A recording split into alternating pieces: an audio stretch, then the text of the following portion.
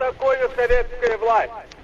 В чем заключается сущность этой новой власти, которой не хотят или не могут понять еще в большинстве стран?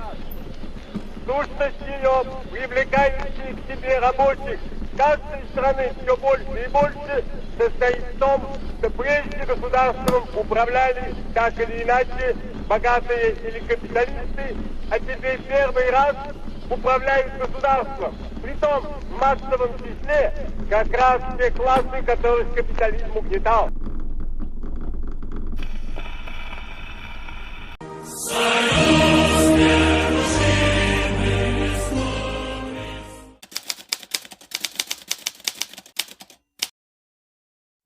A Rússia, na época, era um governo absolutista do czarismo. O czarismo, ele vem de czar, que era como os governantes da Rússia se denominavam. A Rússia, sendo assim, inclusive, o último país a abolir o feudalismo no mundo. Sendo assim, um país pouco desenvolvido e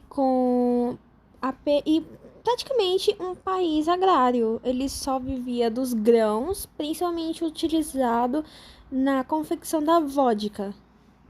Como você já sabe, o czarismo era um regime altamente autoritário. Eles faziam o que eles quisiam e a população não tinha exatamente um direito de opinar sobre isso. Inclusive, a revolta não veio só da Revolução Russa na Revolução Russa.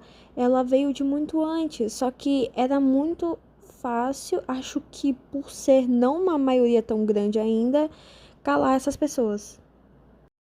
Bom, a Rússia era claramente um país que precisava de mudanças, necessitava de mudanças urgentemente, e a aristocracia russa não estava disposta a fazer essas mudanças, porque eles estavam vivendo muito bem, eles estavam muito confortáveis.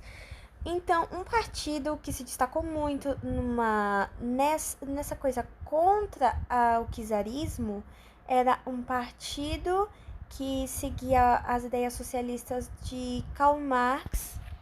Inclusive, eu queria dizer que eu não vou entrar na questão socialismo e comunismo neste trabalho, porque senão eu acho que ele ficaria muito extenso e eu acho que se eu conseguir, eu boto um pequeno resumo no final para não ficar sem uma explicação também, mas que vai passar limpo, assim, não é só para não deixar tão longo quanto vai ficar se eu quiser explicar toda a história do comunismo. Então é isso. Bom, voltando ao que eu ia dizendo, o nome era Partido Operário Social Democrata Russo. É um nome bem extenso, então eu vou chamar ele pela sigla mesmo. Bom, o que aconteceu com esse partido? Ele era comandado por um carinha que vocês conhecem, chamado Lenin, que inclusive eu coloquei um trecho de uma das falas dele no começo do vídeo. O que aconteceu? Houve uma briga entre as lideranças desse partido, fazendo ele se tornar dois partidos. Que esses nomes eu acho que vocês já vão ter decorado, né? Mas eu gostaria que vocês decorassem novamente, que são os bolcheviques e os mencheviques. Assim sendo, os bolcheviques liderados por Vladimir Lenin e os mencheviques liderados por um outro cara chamado Julius Martov, acho que é assim que se pronuncia o nome dele. Inclusive, eu peço desculpas porque vai ter alguns nomes que provavelmente eu vou pronunciar errado por conta da... Bom, eu não sou fluente em língua em russo, né? É por isso. Agora, eu creio que a gente vai entrar numa parte um pouco diferente do que tá no título, que é como era a Rússia antes da Revolução, porque eu acredito que agora a gente vai falar mais ou menos de como foi a construção desta revolução. Em 1905, se eu não me engano, a Rússia se envolveu em uma guerra com o Japão, que inclusive ela saiu perdedora, por alguns territórios que eram extremamente importantes, eram considerados muito importantes. Também em 1905 rolou uma passeata que seria foi pacífica, feita pela população russa, pedindo para os czares, né, na frente do palácio, numa passeata, resumidamente paz, alimento, em resumo isso. Porque a Rússia, depois dessa guerra, ela se afundou ainda mais em um buraco que eles achavam até que eles não iriam sair mais.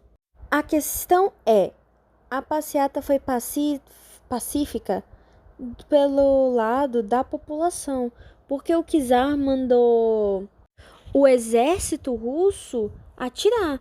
Então foi praticamente uma chacina o que ocorreu ali. Esse dia foi chamado de Domingo Sangrento e também como ensaio da Revolução. Acho que vocês já devem entender o porquê. O czar, por pressão popular, ele resolveu, ele explicou para a população que ele iria juntar a Duma. A Duma era o nome do Congresso da Rússia. Ele fez isso justamente, acho que por conta de pressão popular e porque provavelmente medo de ser assassinado, né? E claro, também da promessa de dar a Rússia a uma constituição, fazendo assim que a população toda se acalmasse. E como a situação se acalmou, ele dissolveu a Assembleia. Na ocorrência, a população não queria, praticamente ninguém queria que a Rússia entrasse em guerra, sendo que assim foi um dos primeiros países a entrar na Primeira Guerra Mundial. Nisso, a Rússia era um país despreparado, um país com crise econômica e que o czar fazia tudo o que quisesse, assim, inclusive colocando a Rússia na guerra porque queria. Tendo assim novamente uma manifestação popular e ao invés do exército se voltar contra a população como o czar provavelmente teria pedido, eles marcharam ao lado da população. Foi então aí que o exército parou de defender a família Romanov.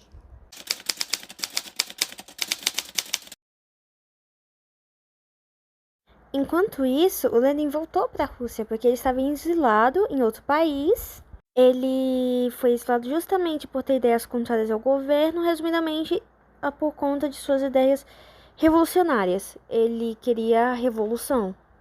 Chegando assim na Rússia com 2 lemas: pão, paz e terra, e todo o poder aos sovietes.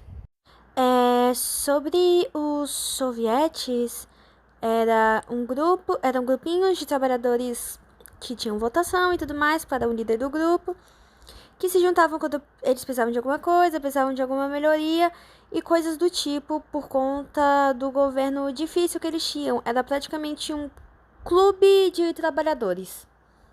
Eu gostaria de dar uma leve explicada no lema todo poder aos sovietes, porque sim, mas em resumo seria, os sovietes seriam os trabalhadores e seria colocar o poder da Rússia na mão dos trabalhadores, por isso todo poder aos sovietes, porque para atender às demandas da população, nada melhor do que a população no poder.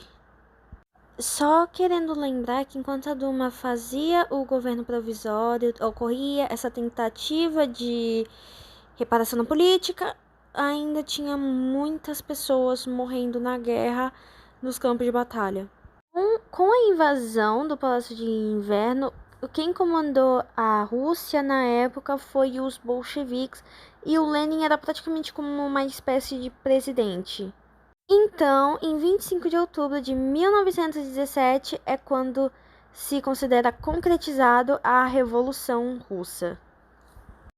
Eu sei que o vídeo ficou muito curtinho e eu gostaria de falar muito mais sobre a Revolução Russa. É um assunto que eu me interesso, eu gosto demais de revoluções, de estudar revoluções, né? Só que é um assunto muito extenso e eu sinto que para um trabalho assim já estaria bom o suficiente para conseguir apresentar para vocês mesmo. Então é isso, muito obrigada. Eu vou deixar aqui no finalzinho uma pequena explicação do que era comunismo e socialismo, como eu tinha prometido no meio do vídeo, eu acho, mais ou menos.